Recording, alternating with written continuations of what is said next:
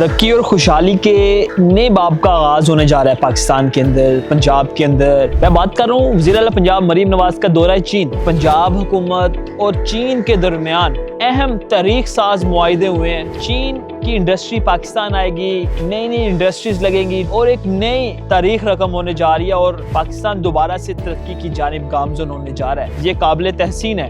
کون سے معاہدے کیے ہیں آپ کو بتاتے ہیں، کیونکہ بتانا ہمارا فرض ہے، جاننا آپ کا حق ہے۔ چین کا پنجاب میں روبوٹک زرعی آلات مینوفیکچرنگ پلانٹ لگانے کا فیصلہ ہے۔ محکمہ زراعت اور AI فورس ٹیک کے درمیان MOU سائن کیا گیا ہے۔ کینسر کے علاج کے لیے چین میں رائج طریق کار کے پنجاب میں نفاذ کا فیصلہ کیا گیا۔ چائنا سے ڈاکٹر آئیں گے، تمام تر جو اکوپمنٹ چائنا میں استعمال کیا جاتا ہے وہ پاکستان میں آئے گا، پنجاب میں آئے گا اور کینسر کے مریضوں کا علاج کیا جائے گا۔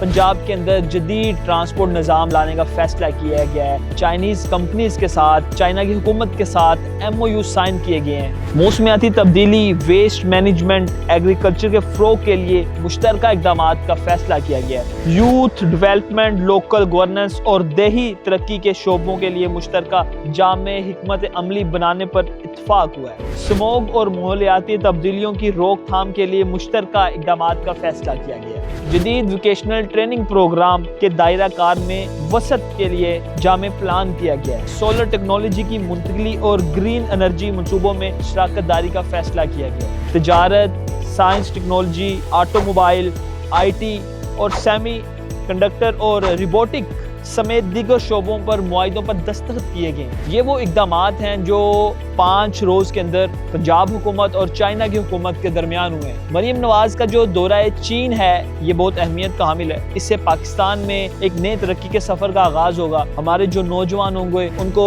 نئے روزگار کے مواقع ملیں گے، ہیلتھ کا نظام ہوگا وہ مزید بہتر ہوگا، انفراسٹرکچر بہتر ہوگا، جدید ٹرانسپورٹ ہوگی۔ آخر پہ یہ کہوں گا، پاک چین دوستی